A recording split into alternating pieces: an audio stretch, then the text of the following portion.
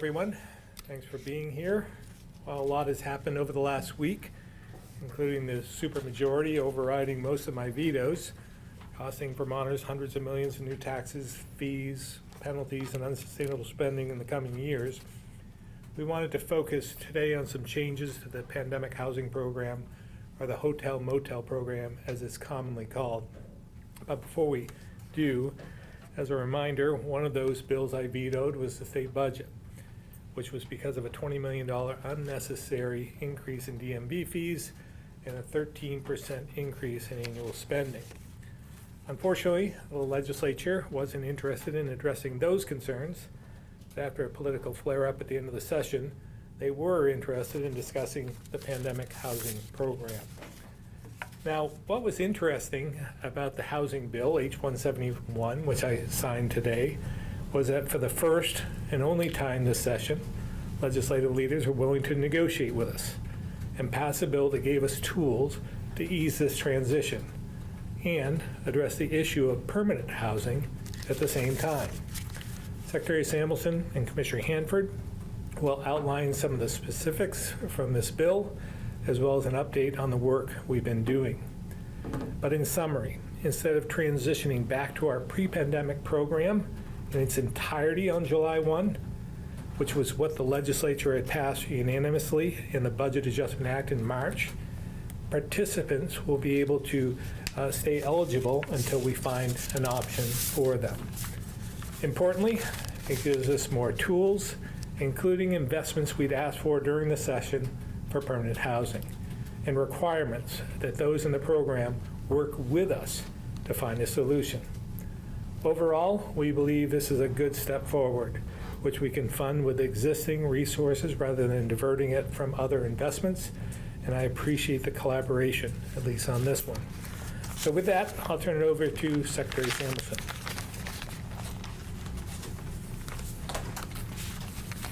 Good morning, everyone, and thank you, Governor, for the opportunity to update Vermonters on the pandemic-era housing program. Moving forward, AHS will provide these updates on a weekly basis on information related to the program, and more information in addition to that is going to be available on the DCF website. The pandemic-era hotel and motel program has changed many times during my time as Deputy Secretary and Secretary. Each time, we have evolved to meet these changes, doing our best to assist those who are experiencing homelessness. But now with H-171, which the Governor has just signed, this is a collaborative effort between the administration and the legislature to better serve Vermonters in the General Assistance Housing Program by connecting them with services and supports and not just rooms. This latest change provides us with a longer runway to engage those living in the hotels, getting them into services and the programs they need to support them in finding and keeping housing. To maintain eligibility, clients must engage with a housing provider and case manager to develop a plan that will assist them in making the transition to permanent housing. And this is a significant update. It is important to recognize that each month's households have been entering and leaving the program over the past 3 years, including over this past month. We have been working to engage these individuals in case management and care coordination and to identify and connect them with services. H-171 actually stops and defines this population and allows us to clearly focus resources to those who are in the program on July 1. It also bolsters the tools that we have and strengthens the staff on the ground who are doing this work. DCF, since the bill was passed, has been working to clarify what the program will be and will not be for clients on the ground, and is working to publish emergency rules and to communicate with clients. To that end, there's a lot of information out there, and not all of the information is true or accurate. So I want to be clear about a few things. First, please rely on the written materials that are provided by the Agency of Human Services and DCF with the DCF's logo on it. These written materials, these written materials are the point of truth. We know that there are other written materials that are out there to contact individuals outside of the state of Vermont that may not be correct or accurate due to the evolution of this program. We do not anticipate anyone losing eligibility on July 1 if they are working with economic services and their reassessments, and that they are offered, and that they will be offered a unit and become eligible if they are eligible under the new rules. ESD is the only source of information about eligibility, and an individual must be reassessed every month. Okay, I'm gonna slides. Okay, go to slide 2, John, please. So here's the big picture on the situation statewide as we look at the program. We have currently 1,214 individuals who are currently in the hotel and motel program. At the end of this month, we'll be determining eligibility based on those numbers, which will be published as soon as we've done the eligibility for July 1. Each room in the program right now is costing an average of $153 per night, and we will actively be collecting information on households who fall into the pandemic era program, including how many have been transitioned to other forms of housing. These measures will be coming online in the next couple of weeks. Next slide. So this slide helps to identify the approximate number of units that will be needed over the next year by district. It's important to note that Vermont has a housing shortage, and we need units to come on, plain and simple. The lack of these units is making this matter more difficult for us to resolve. Even when a household needs services paired with units, the units don't simply exist. I think many people look at the units similar to what we see in our skilled nursing facilities, but many of the units where we provide housing are actual housing units in communities. It could be the house next door to each and every one of them, us. The Rutland, Burlington, and Barre districts have the highest number of units that we need. More than half of that need for those that are in the hotel and motel program need an actual single family unit or an actual 1-bedroom unit, as you can see here. Okay, next slide. So this slide helps to identify the units by the type of eligibility of folks coming into the program. As you can see, this helps us differentiate what the needs of the individuals are as we begin to move forward, and our case management data will help us drill down even further. Next slide. It's important to note that the Agency of Human Services will continue to partner with community providers and housing providers to screen and assess clients both for their housing needs and their services needs. Clients will now be required to engage in the process and actively participating in this, and that's a new tool that's been provided by H-171. This will make a big difference. When offering an alternative housing option in writing, clients will have 48 hours to respond. This is for the pandemic era household group only. In addition, clients will be required to go back to the process of contributing 30% of their income to their housing costs, and this is what has been the requirement of the GA program all along. Next slide. Okay. Eligibility for the pandemic housing program. This information is all available on the DCF's website. A household that has lost its house, and these are the individuals who will be eligible under the pandemic era housing program. A household that's lost its housing due to a natural disaster, such as a fire or flood, a household that has been a member who is experiencing domestic violence, a household that is a member who is experiencing a dangerous or life-threatening incident, a household with children who are up to the age 18 or 19 if they're attending school, a household who is 60 years and older, a household that has a disability, and by disability we want to be clear that that means that they're eligible under the federal designation of SSI and SSDI. A household who has a member who is pregnant a household that is pursuing legal resolution of a violation of their rental housing agreement, and a household that has been physically barred from entering their residence through an intentional act by a landlord. Next slide, John. Okay, clients entering after July 1 are eligible for the traditional General Assistance Housing Program.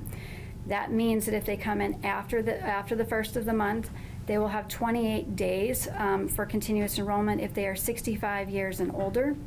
They have SSI or SSDI. They're a family with children 18 years or 19 if they're still in school. They're in their third trimester of pregnancy, or they're a household that has been assessed for a total of 4 or more points according to the GA system's rules. Those have been in place for many years.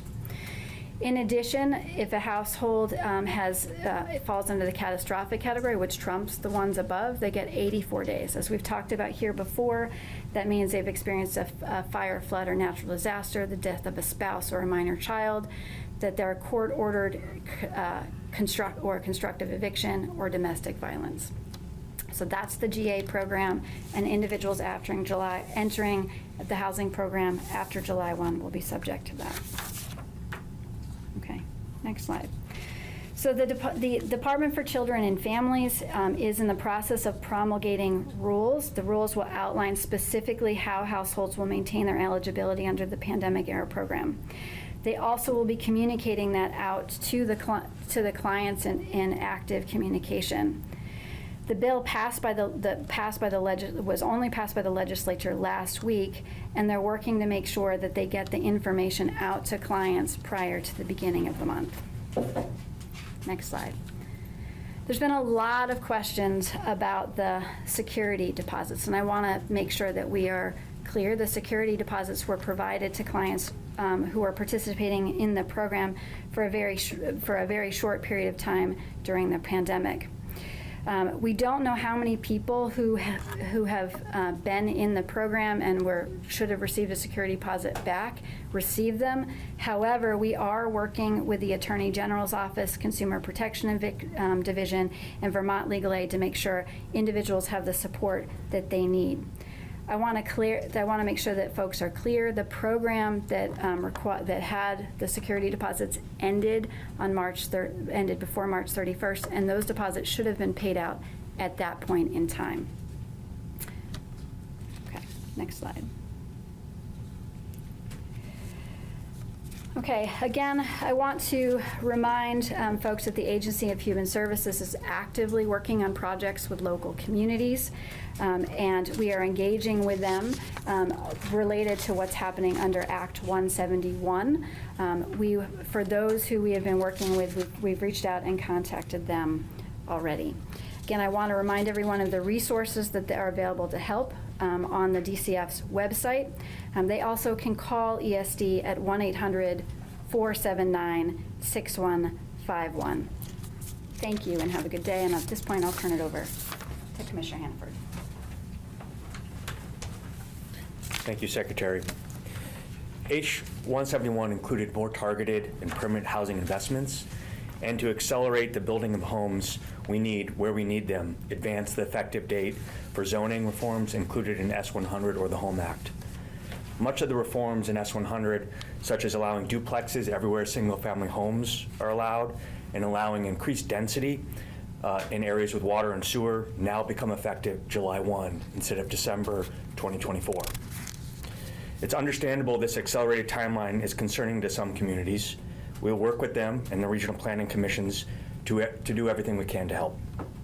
But the housing crisis nearly brought us to a brink, brought us to an impasse over the state budget, and the governor and the legislature all agree we need to do everything we can now to build the housing we need for our fellow Vermonters, not in 18 months.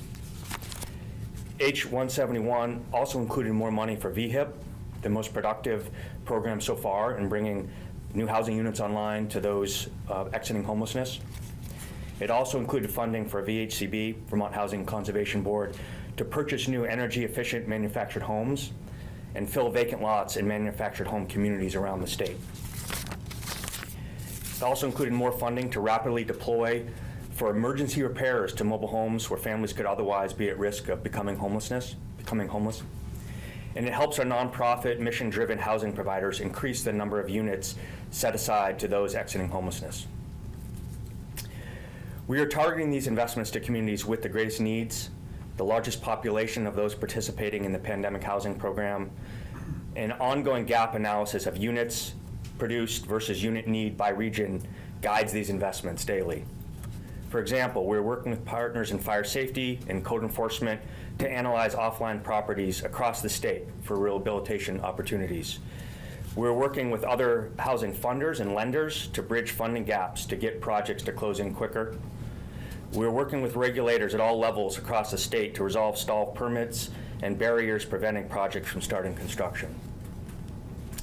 It's important to remember that this housing crisis is much bigger than the 1,214 households that are still in the pandemic emergency housing program.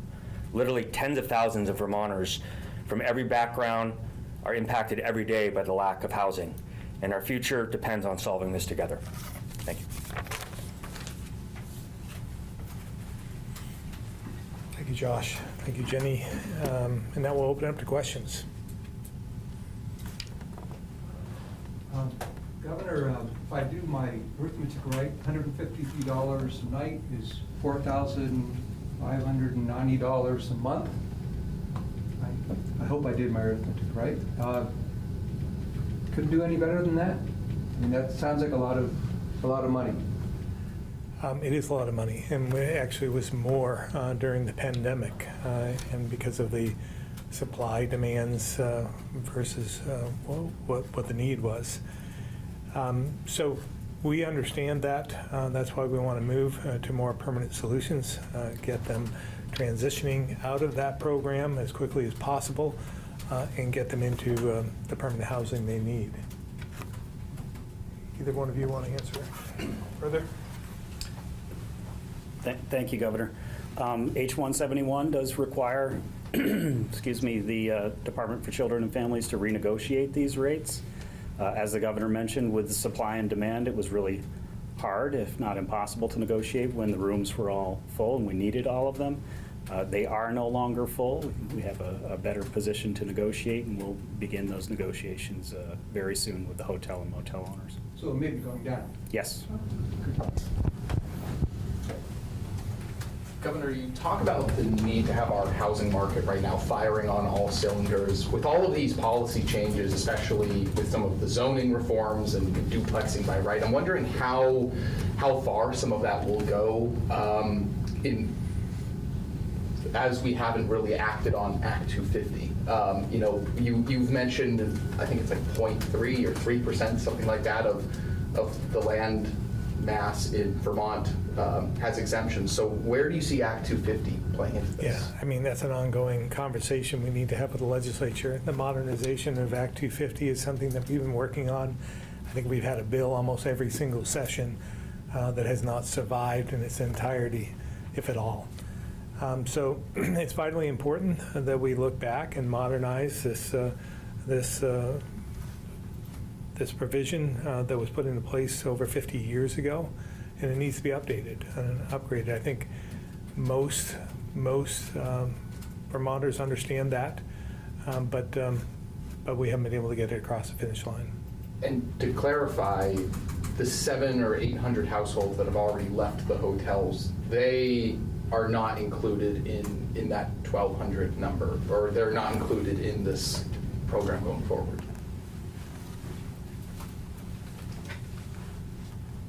That's correct. The folks who were exited on June 1st are not counted in those 1,214 households.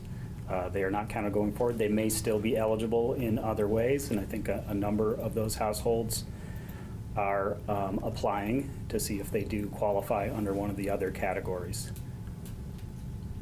Do we have a sense as to, with those reapplications, how many have gotten accepted again, or? I don't know that off the top of my head, but that's something we could find out for you.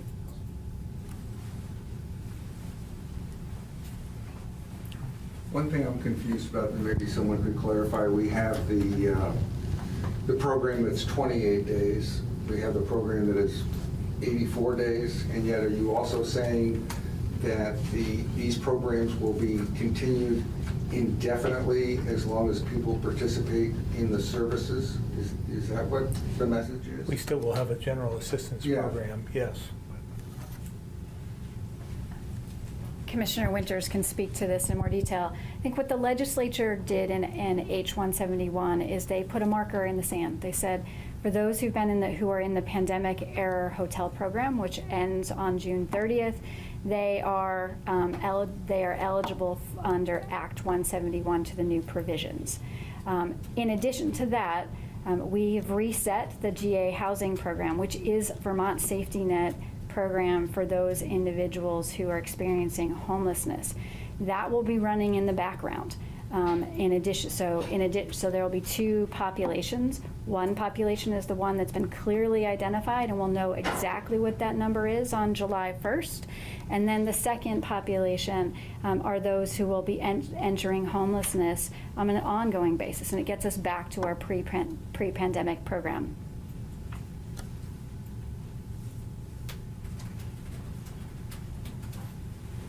I don't know who would be best to answer this, but I believe in H-171, there's also a provision for once the state finds an alternative housing option, they have 48 hours to choose whether or not they want to pick that.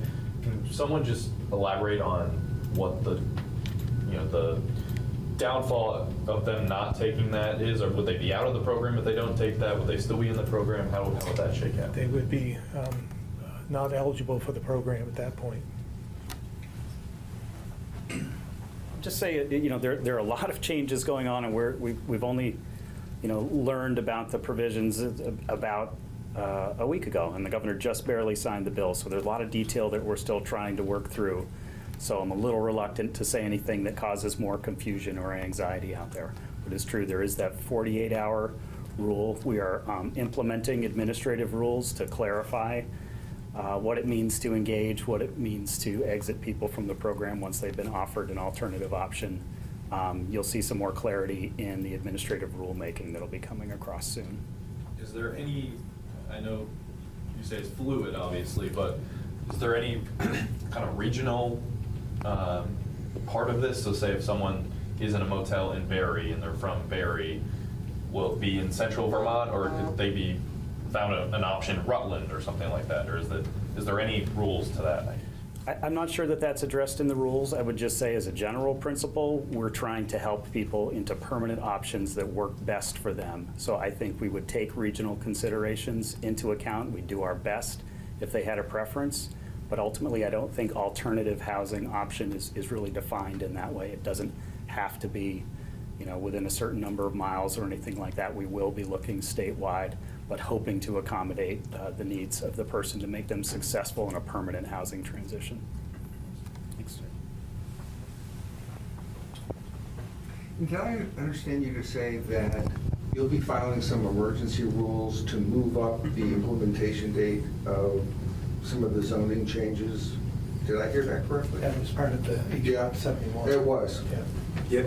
Okay. So essentially, the signing of the legislation moves up that implementation date from December 24 to July 1st, literally in 4 days. So giving folks more options to build the housing we need in our communities, and accelerates that process quite a bit. And just to be clear, H-171 had the July date in it Correct. to move it up? Yep. Okay, thanks. Governor, how are you feeling about the bottle bill? I know you've got some time, so that you have to act on that shortly. How are you feeling about that bill? Yeah, well, you know my concerns with the bill, but I have another 12 hours or so to figure that out. You'll learn about it. I don't think anybody's going to be surprised, but I'll obviously be making a decision today. And what are those concerns, just for viewers that might not remember? Well, costs, for one thing. I think that when you look at the bottle program, redemption program, it was well suited and put into place at a time when we needed it. But we've made a lot of improvements over the years, especially with recycling, zero sort recycling in particular. That was mandated by legislative process, put into law that we have to recycle, and we established this zero sort process. And my feeling is we should double down on that. That's the wave of the future.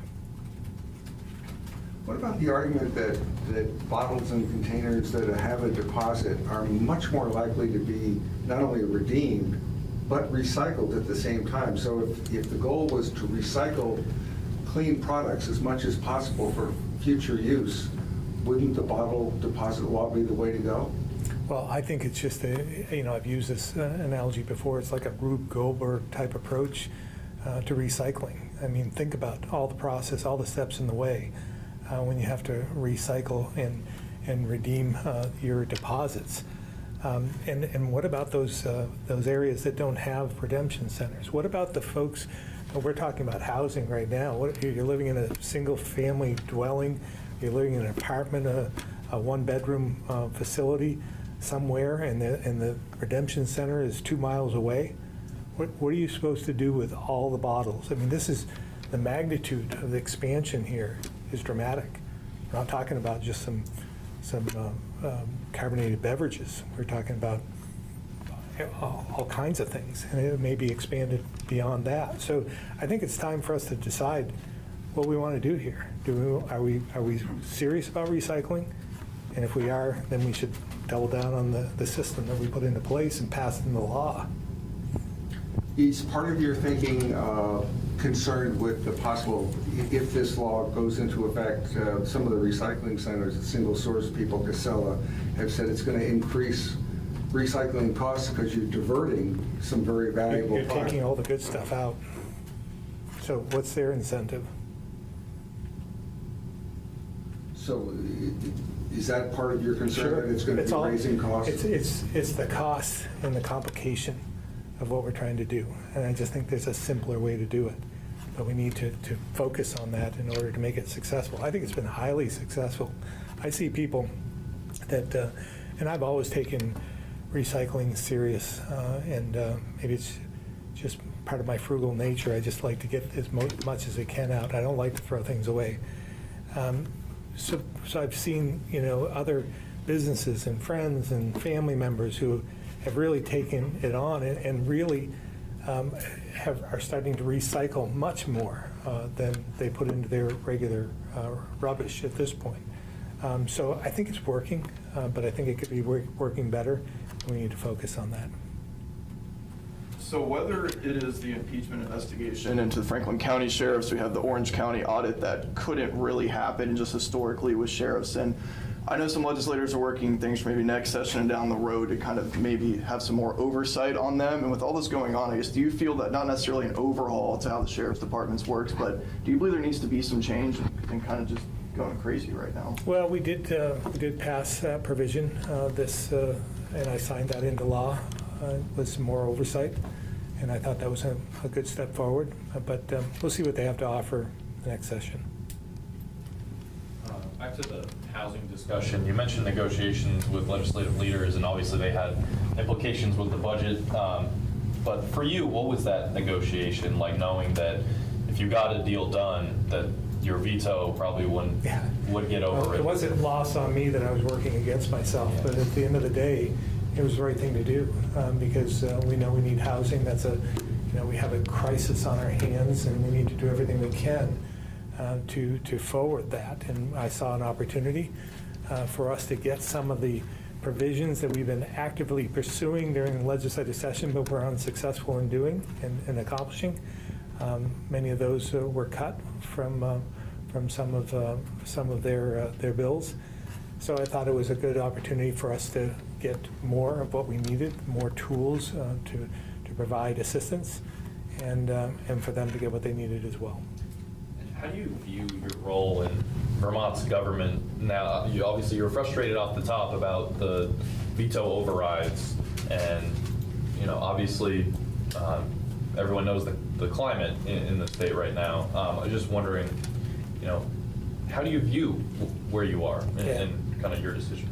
Well, again, I'm trying to oversee and trying to make sure that We aren't exceeding our ability to pay and to keep our economy going and not make it so expensive here that nobody wants to live here. And I think that, it's unfortunate, some of the things that passed this year. I talked to a lot of folks throughout Vermont, and some have come to me unsolicited and said, I can't believe what they're doing in Montpelier. Can't you do something about that? They just assume that the governor has the power to stop anything from happening that is detrimental to the state. And we're so out of balance that that's just not the case right now. So again, we'll see what happens in the next election. Hopefully we'll get some balance. I don't think any one party should have that much power that they can just sidestep the governor. I just think that the governor has a role to play. What are you doing to reach out to more Republican candidates, to get more Republicans Look, involved? I've said this before. It doesn't have to be Republicans. I just want more legislators with common sense, more centrist moderates that understand how to balance a checkbook. You've said several times that the fact that Democrats have a supermajority in the legislature and voters decided to elect a Republican governor was sort of a balancing, power balance. Do you think that's the case, or is it a little out of line? Yeah, I don't know if they did that knowingly. I don't know if they went in and said, geez, we ought to have a Republican governor, and we need all these legislators who are left of center to come in and make sure that we get what we need in the end.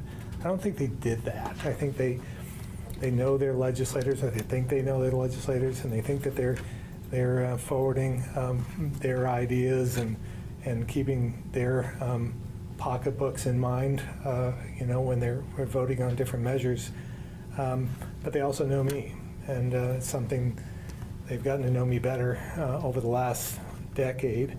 And so, all I can say is I was elected, I think, with a clear message. We need to grow the economy. We need to make Vermont more affordable and protect the most vulnerable. And for the most part, I think we've done that. Unfortunately, some of the measures that were passed this session take us backwards and unravels some of the good work we've done, especially with taxes and fees. The Supreme Court today struck down affirmative action 6-3. Any thoughts on how Yeah, it's going to affect Vermont institutions? I just heard that coming into the press briefing. I don't have any clear thoughts on that. I don't know as I was surprised to hear that they did, but it's a long 237-page report, and I think we'll glean a lot from that. I don't know what effect that will have on Vermont or how broad it is either, and we'll all be interested in figuring that out and see if it has any detrimental effects to Vermont. Governor, given the internal problems at the Agency of Digital Services outlined by Auditor Hoffer, the leadership transition, and repeat outages, do you think, is it wise per H291 to give the ADS chief the lead role in cybersecurity, not only for the state, but for the private sector as well? Where do I start? I think ADS, this was something we established and made it an agency. ADS is one of the best things we've done as an organization. Probably doesn't get all the headlines or the notoriety unless things go wrong, but I think it's one of the best things we've done. Previous to having an agency oversee all of the new technology, we did this in silos. Every agency and department had their own systems. They weren't connected. They weren't talking with one another, and it was clear that they had no common theme. ADS has done an amazing job in bringing that together, so that, and I would say, if we hadn't had the Agency of Digital Services, we'd be paying a lot more right now, and we'd have a lot more cybersecurity issues as a result, because nobody be overseeing this, not one common agency would be overseeing that. And again, my hat's off to the Agency of Digital Services for all they've done and continue to do. And the outages that we've seen of late, was a severed fiber optic cable in Washington, D.C., both of them. That's nothing that we have much control over. In terms of leadership, and I want to give Secretary Naylor an opportunity. I may regret this because he's retiring as of tomorrow, I think. So I may regret this, but I want to give him an opportunity to answer as well, because he's a long-time state employee, given well over 30 years to the state, worked in different agencies and departments. And again, when Secretary Quinn decided to step down, he was deputy secretary, and we put him in charge, and we knew all along that he was going to be retiring soon. We'd hoped he'd stay on much longer, but he has other things he'd like to do as well. So, Secretary Naylor, do you want to add anything or talk about what you've seen? Because your perspective's a little bit different than most of us, having this broad perspective and seeing this from the ground up long before we had a lot of digital issues, I guess. Thank you, Governor, and thank you for the wonderful comments about the agency of digital services. It's been a point of pride to be part of the creation of this agency, and I will say, I was at transportation when this administration came in, and the governor used executive order to create ADS, and the state government at that time was in the technology space full of haves and have-nots. And there was a lot of agencies and departments that didn't have the same level of technology access that we do today. The audit alone was possible because of the transparency that the Agency of Digital Services has brought to state government. We have worked tirelessly with the administration and then the legislature to put in place cybersecurity protocols, controls, investments. We have a 24/7 security operations center now that was never going to be possible with the silos that the governor mentioned before. Those are all possible because of his commitment and the agency. Where we're at right now, having done things like realized over $35 million in direct savings, having wiped out a $7 million deficit to the IT fund, established a modernization fund for the state of Vermont to continue to move forward modernizing legacy applications like motor vehicles, unemployment insurance, our HR and finance systems are all successes. And when we look at what the auditor focused on, and I want to just kind of help clarify here, there was performance measures were key to their recommendations. Those performance measures were not performance measures related to the Agency of Digital Services. Those were not performance measures that were related to the actual project or the technology. They were, how does the result yield positive outcomes for Vermonters? We're starting now to measure things like this technology will reduce processing time by 10% or things like that. And where we need, and I've got to give the auditor and his office credit, these were insightful things about how allowing us to mature and continue this vision that the governor had for how technology could be better done in the state of Vermont. So when you look at all of that as a package, and you look at that, we are fully engaged in as a leader in the state of Vermont now, regardless of public sector or private sector, when it comes to cybersecurity. We feel strongly that the role that we have, which is 2 positions on an 11-person council that does not have rulemaking, right? This is meant to start open lines of communication, assess where everybody is at, and start to look to identify what needs to happen so that Vermonters' information is protected, or more importantly, their critical services, whether it's water, sewer, electric, hospital, are all protected to a certain standard. And that's why we're excited about doing this, and I feel that the trust that the governor has put in us to accomplish this is well-founded at this time. Thank you, Governor. Well, again, Sean, I just one more question for you, because we were at an award ceremony last week, the week before, honoring some of the long-standing state employees we have. and the talented state employees we have, and it's vast and deep when you think about it. And I remember there was some who had been there for 40 years and were being honored. But and my dad was a state employee as well, worked for the highway department in the early days. But Sean, maybe just where did you start in state government? What agency or department? I started in transportation. I actually started on the engineering side. I started counting cars in 1988, moved up to highway design, and then moved into construction. And then from there, I started to get involved with technology in the middle 90s and have had a tremendous opportunity to help Vermonters from that lens since then. And I just want to clarify, he said counting cars and not cards. Just want to make sure you know that. Thank you. I'm curious, what's the biggest cybersecurity threat that the state of Vermont faces? It's like, I'm going to let Sean answer this, but it's always the weakest link, right?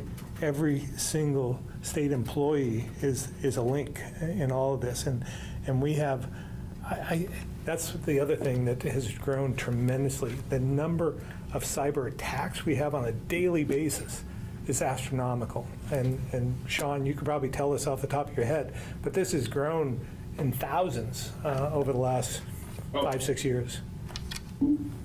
We suppress in the millions a month at this point, and it fluctuates depending on like geopolitical situations. Certain things happening around the world will influence it. It's hard to say one technical thing. What we have focused on through the governor's support is really education. We have a strong training program to train staff, because often the person that clicks on the wrong link is your weakest link, as the governor pointed out. But we also have invested in strengthening our perimeter to make sure that things like ransomware are not successfully launched in the state. There is no one thing. Every night I wake up worrying about tens of things in the cyberspace, because it is a constantly evolving and accelerating. As you may or may not can imagine, ChatGPT and the acceleration of artificial intelligence is being used just as quickly for the bad actors as we are trying to figure out how to use it to help us keep them off our doorstep. So there is no one thing, but just being cognizant and aware is the first step. I was just trying to get a sense of, are these criminals trying to get ransoms or hack into the state financial system, or all the above. Foreign governments? Yeah, I think it's all the above, a mix of everything. All the above. Yeah. I'm sorry, Governor. No, I think we're saying the same thing. I've listened to you for so long that. He understands very well, and I think it was summed up once for me really well, that when you realize that probably a significant portion, their goal is to undermine democracy, right? And when you think about that, there's ransomware, there's all these vehicles, but that is one of the things they're really trying to do, is to use technology to undermine democracy. So we do not take it lightly here in the state.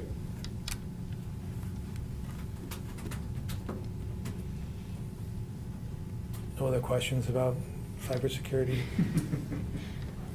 I might just see, I think we only have one reporter on the phone, but if Tim McQuiston from Vermont Business Magazine has a question, I'll give him a chance now. Hi, Governor.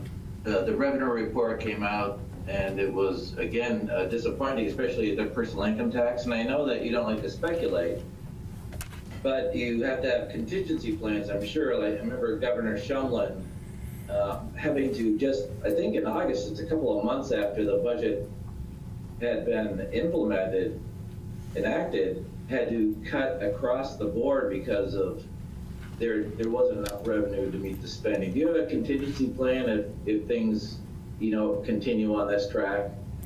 Yeah, we'll be meeting with the emergency board and talking about what we're seeing in the future. We did have the economists on I think it was last summer, before the session started, and they had warned that they were they were concerned about revenue projections, and things were going so well here in the state of Vermont that many people think it's never going to end. Well, I've been through a couple of these, and they do end, and they end quickly.